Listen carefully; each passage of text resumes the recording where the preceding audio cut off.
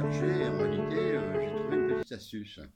Alors ici, sur cette partie-là du leurre, je prends une aiguille comme ceci et je perce en travers le leurre.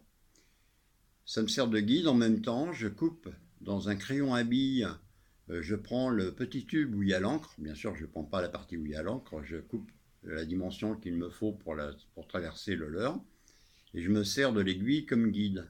J'enfile donc le petit tube dans l'aiguille, et je traverse le leurre, et on retrouve donc l'aiguille, enfin on retrouve pardon, le petit tube plastique du crayon à billes à l'intérieur. En réalité, il va me servir de guide, c'est-à-dire voilà, je démonte un petit peu ça, ici, là, tout simplement pour vous montrer quelle est l'astuce. C'est-à-dire que lorsque le brochet va mordre donc à l'hameçon, j'espère, il va tirer et il va libérer mon leurre. Alors comme en plus de ça, c'est une matière qui est relativement fragile, c'est vrai que les dents du loup de rivière, appelé le brochet, a tendance à pas mal abîmer les leurres. Là, il y a moins de risques. C'est-à-dire qu'à partir du moment où il va libérer l'hameçon, il va être suspendu derrière. Et là, ça va libérer le leurre. Maintenant, pour obtenir une bonne nage, j'ai fait un petit guide devant. Simplement en prenant soit de la corde de piano, ou si vous achetez dans le commerce au niveau bricolage, les petites goupilles que vous coupez à dimension, vous l'enfilez devant, vous passez votre fil, soit votre fluochrome, si vous travaillez avec le fluochrome, voilà, comme ceci vous le passez dedans, et ça ne gêne pas du tout la nage. Alors, pour deuxième astuce, moi je remets effectivement un hameçon voleur libre. Je vous montre comment je fais, c'est-à-dire je prends donc mon fil, je pose, je prends un autre hameçon trident que je passe donc le fil à l'intérieur de l'œillet. Si je vois bien. Voilà, il est libre. Je repasse de nouveau donc dans ma goupille devant. Yes. Voilà, ok. Si bien que l'hameçon voleur, je vais tout simplement l'accrocher un petit peu au-dessus ici pour que si le brochet vient piquer, vient attraper mon leurre par-dessus, il va l'attraper aussi. Pareil, lorsqu'il va mordre à l'hameçon ici, il va libérer effectivement le fil et libérer le leurre. Voilà une petite astuce je l'ai essayé. Au niveau nage, c'est impeccable. Actuellement, disons que de toute façon, bon, on arrive en fin de session, enfin les fins de session de pêche, parce que la pêche se ferme donc le 28, c'est-à-dire dimanche.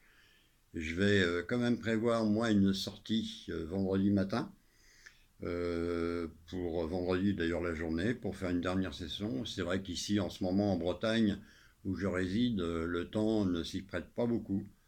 On a beaucoup de pluie, beaucoup de vent surtout. Les berges, comme je pêche actuellement en pêche du bord, c'est impraticable. C'est plein de boue, ça glisse, il y a des risques au bord de l'eau, les branches, il y en a plein, les rivières. C'est un petit peu vraiment difficile. Voilà, ça c'était pour montrer. Maintenant, j'utilise effectivement pas un fluochrome vraiment classique. J'utilise ce que l'on appelle ici, j'ai trouvé ça par pur hasard dans une boutique où on fait effectivement les articles de pêche. C'est du Kevlar, gainé, enfin Kevlar qui est enrobé de tresse, extrêmement souple. On l'attache pour les nœuds, c'est formidable, pour les nœuds en 8 et autres, c'est super. Et j'ai eu l'occasion, il y a 15 jours maintenant, où j'ai eu l'occasion d'aller un vendredi matin avec un ami de pêche faire une petite session.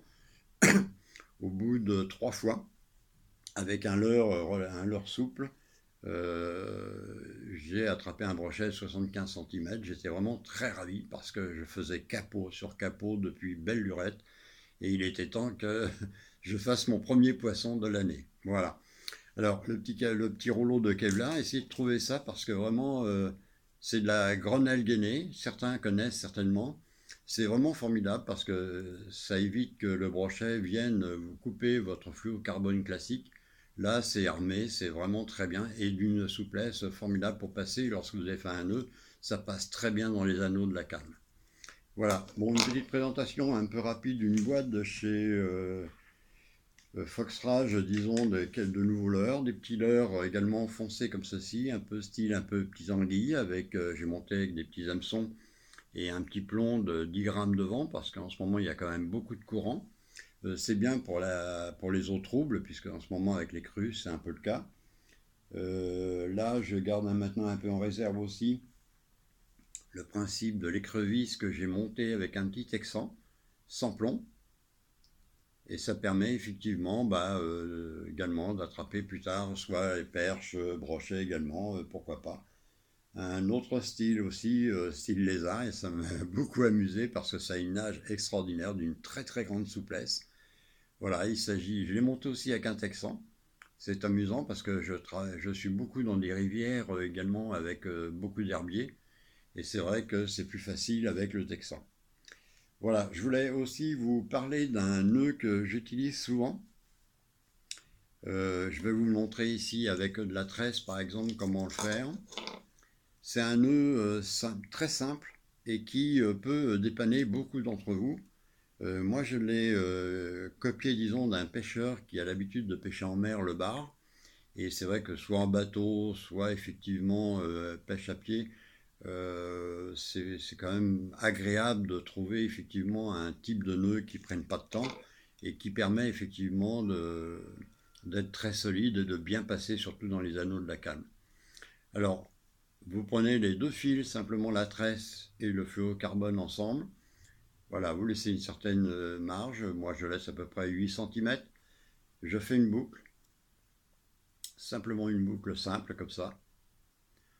Ensuite, vous passez 3 fois votre fluorocarbone à l'intérieur. Voilà, une fois. Deuxième fois.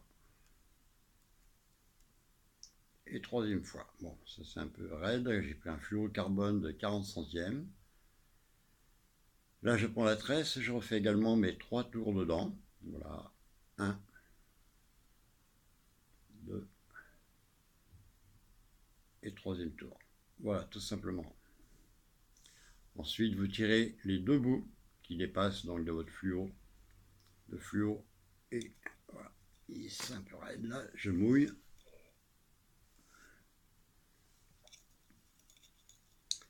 Je tire mon fluo, je tire ma tresse, fluo encore, je tiens le bout du fluo. Ensuite, je prends le bout de la tresse également ensemble, je tire les deux. Alors là, avec un fluo, effectivement de 40, c'est un peu raide, mais ça marche très bien. Voilà, je serre le tout, je serre mon fluo, et après, il vous reste juste à couper le bout. Vous reprenez les deux ensemble, vous tirez très fort la tresse et le fluo, et votre nœud est fait. Et je peux vous garantir qu'il est très solide, parce que le gars, il sort des barres avec ça, et ça marche très bien. Et ça fait un nœud, voilà, vous coupez à ras ensuite les deux morceaux qui restent, et c'est super. Je peux vous dire que là, ça ne se détache pas. Je l'ai utilisé, j'ai sorti du brochet avec ça, je n'ai jamais cassé. Voilà, c'était juste une petite aparté aujourd'hui. Je vais faire un tuto donc vendredi de pêche. J'ai reçu ma nouvelle caméra qui me permettra maintenant au bord de l'eau et par la suite avec le bateau lorsque les conditions climatiques, enfin quand la pêche sera ouverte de nouveau au brochet, quand il fera beau, on aura l'occasion de revoir d'autres petits tutos effectivement de sessions de pêche. Là pour maintenant je fais juste cette présentation et puis je vous donne rendez-vous vendredi où je vous repasserai effectivement la petite vidéo de la session de pêche au bord de l'eau.